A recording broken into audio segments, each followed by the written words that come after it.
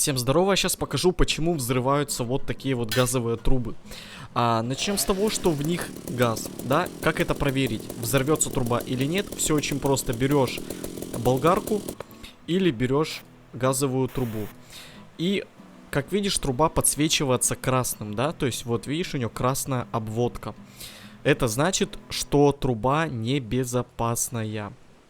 Чтобы она не взорвалась, когда ты будешь ее пилить, тебе нужно найти вот такой вот винтель. Он на каждом корабле находится в разных местах, да? То есть находишь вот такой винтель, просто нажимаешь Е, чтобы его закрутить.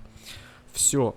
После чего труба становится зеленой. То есть она становится полностью безопасной. Если такую трубу начать пилить,